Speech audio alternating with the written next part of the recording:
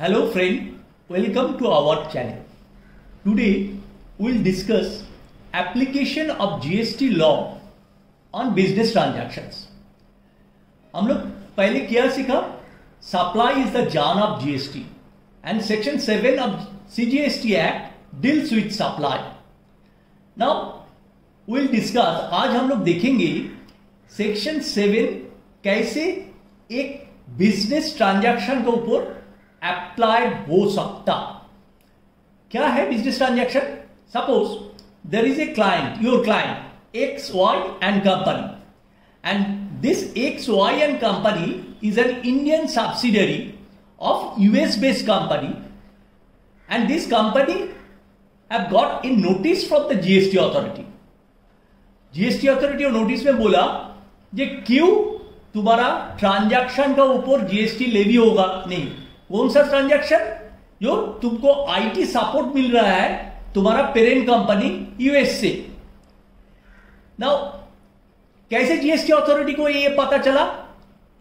GST authority transfer pricing report देखा जो income tax authority के पास सबमिट हुआ. उसमें देखा जो उनका जो होल्डिंग कंपनी है यूएस में, they are providing free IT support service and उसके लिए कोई चार्ज किया नहीं.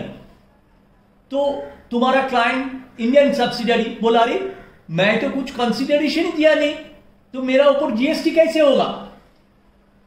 तो okay, let's see the act.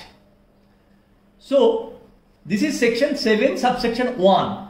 So let's read that act.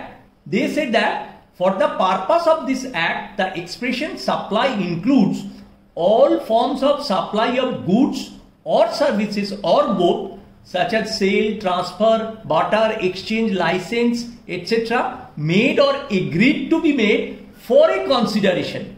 Right? For a consideration. That is the important word. By a persons in the course or furtherance of business.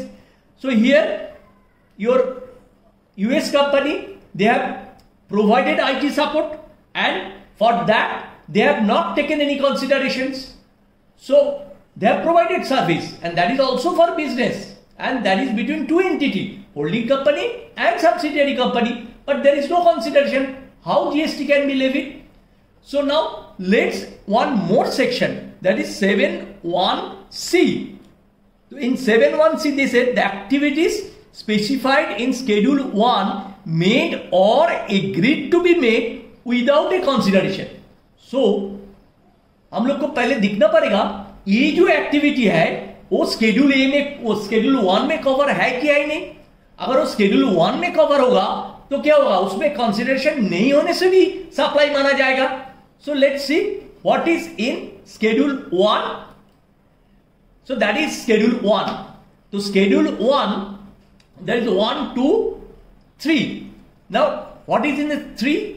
In 3 this is mentioned supply of goods by a principal, and sorry, in number 2 supply of goods or services or both between related persons or between distinct persons as specified under section 25 when made it in the course or furtherance of business.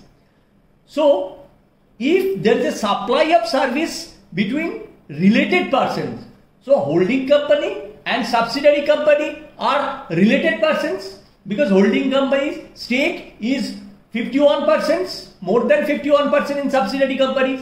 So as per the definition of related party, both are related party. That is why when holding company is providing the IT support service to subsidiary company, even if they are not taking any consideration, इसको supply माना जाएगा. So on that supply GST will be applicable, and since it is a import of service, subsidiary company has to pay GST on it on reverse charge basis. And how the valuation will be done, that we will discuss in details when we will cover the valuation. So that is the one business transactions. And the next business transaction is that, let's see the last one. One more business transaction where ICICI Bank issued a credit card to Mrs. Prasad, a resident of Mumbai who used to love shopping very much. the card which ICICI Bank has a facility of cashback on purchase, and in the month of August 2021, Mrs. Prasad utilized her accumulated cashback to pay the credit card. Now सवाल आया, whether the aforesaid activities triggers taxable if it's applied. Now the question arises, जो सवाल आ रहा है, अगर वो supply होगा तो एक सप्लायर होना चाहिए, एक रेसिपिएंट होना चाहिए, एक कंसिडरेशन होना चाहिए. तीनों चीज होने से ये सप्लाई माना जाएगा. तो आप कंसिडरेशन क्या है? कंसिडरेशन है कैशबैक. तो ये कैशबैक कंसिडरेशन किसको मिला? ये मिला मिसेस प्रसाद को मिला, राइट? तो कंसिडरेशन किसको मिलता है? सप्लायर को ना रेसिपिएंट को. मान लो पहले वाला जो एग्जांपल हम लोग दिया, अगर आप दुकान में गया, कोई कोल्ड ड्रिंक्स का बॉटल खरीद किया एंड उसका प्राइस आप शॉपकीपर को दिया, तो कंसिडरेशन किसको मिल रहा है? कंसिडरेशन कौन दे रहा है? कंसिडरेशन दे रहा है रेसिपिएंट. किसको दे रहा है? सप्लायर को दे रहा है. तो कंसिडरेशन सप्लायर को मिल रहा है. यहां कैशबैक किसको मिल रहा है? मिसेस प्रसाद को मिल रहा है. तो मिसेस प्रसाद को सप्लायर माना जाएगा. लेकिन सवाल है, मिसेस प्रसाद बैंक को क्या सप्लाई किया जो बैंक उसको कैशबैक दिया? मिसेस प्रसाद तो शॉपिंग किया खुद के लिए, लेकिन शॉपिंग करने से आईसीआईसीआई बैंक को क्या होता है? कमीशन मिलता है मर्चेंट से.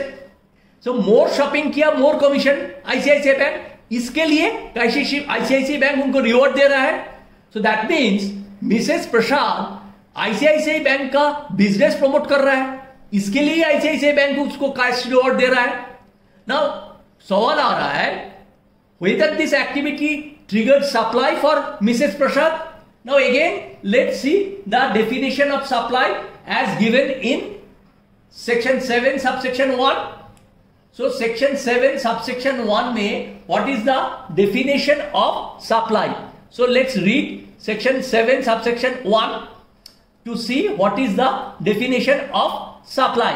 So section 7 subsection 1, it says that supply of any goods or services, supply of any goods or services or both made, agreed to be made for a consideration by a person in the course or furtherance of business.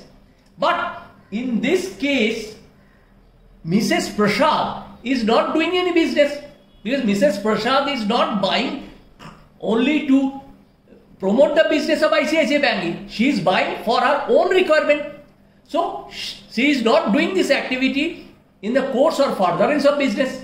That is why तीनों condition का अंदर एक condition satisfy हुआ नहीं, इसके लिए ये supply माना नहीं जाएगा. कोई जीएसटी लाइबिलिटी मिसेस प्रसाद का ऊपर आएगा नहीं. सो आज के लिए इतना तक. Thank you.